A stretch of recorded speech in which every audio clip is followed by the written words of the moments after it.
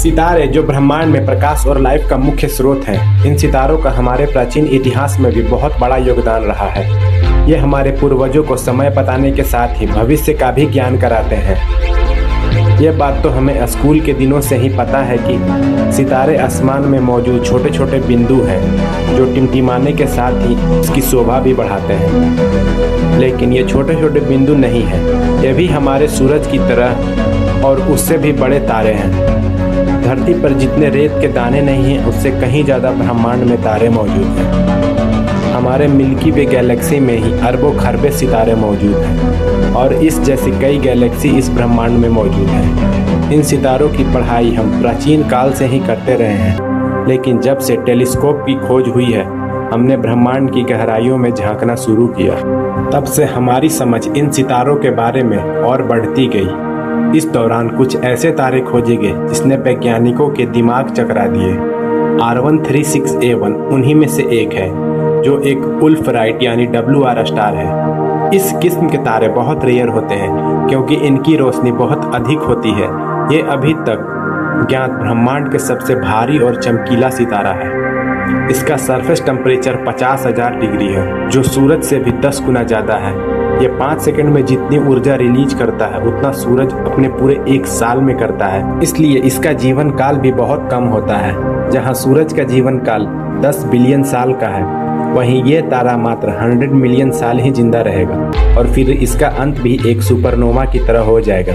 अगर इस तारे को सूरज से रिप्लेस कर दिया जाए तो ये पूरी धरती को जलाकर राख कर देगी। यह तारा हमसे करीब 1,62,000 प्रकाश वर्ष की दूरी पर स्थित मिल्की वे के एक सैटेलाइट गैलेक्सी में स्थित इस तारे का मास हमारे सन से भी 265 गुना ज़्यादा है। लेकिन ब्रह्मांड में ऐसे भी तारे मौजूद हैं जो कभी नहीं खत्म होते। रेड ड्वार्फ स्टार, जिनका जीवन काल 10 ट्रिलियन सालों से भी अधिक होता है और ये हमारे ब्रह्मांड में बहुत ही कॉमन स्टार है, जो ब्रह्मांड में मौजूद कुल तारों का 70% से भी अधिक है। इस श्रेणी के तारे हमारे सूरज की तुलना में अधिक लाल होते हैं, जिस वजह से इन्हें लाल बौना या रेड ड्वार्फ स्टार भी कहा जाता है।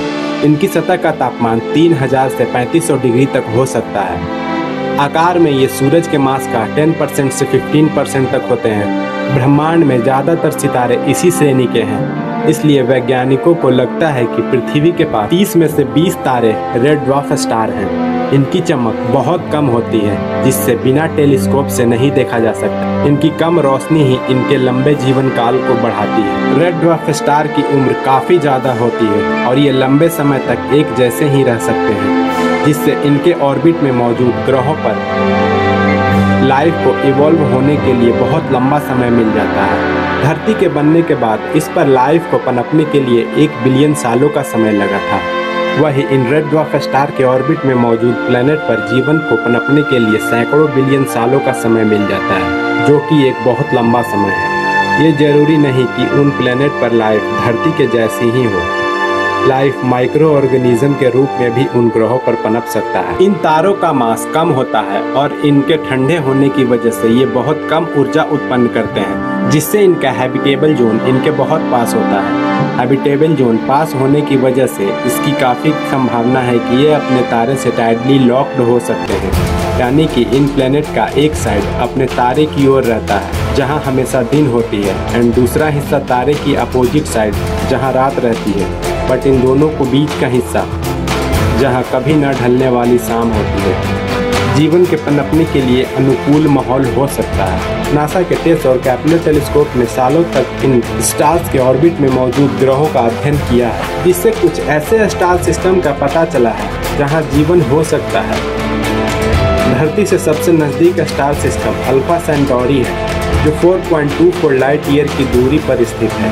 इस स्टार सिस्टम में कुल 3 तारे हैं, जिनमें 2 तारे बाइनरी स्टार सिस्टम है, जो एक कॉमन ऑर्बिट में एक दूसरे को ऑर्बिट कर रहे हैं, जबकि तीसरा स्टार प्रॉक्सिमा सेंटोरी है, जो एक रेड ड्वार्फ स्टार है। यह सूर्य के मास का मात्र 12% है। इसके बाद दूसरा red dwarf star TRAPPIST-1 system है, जो हमसे 39 लाइट ईयर की दूरी पर स्थित है।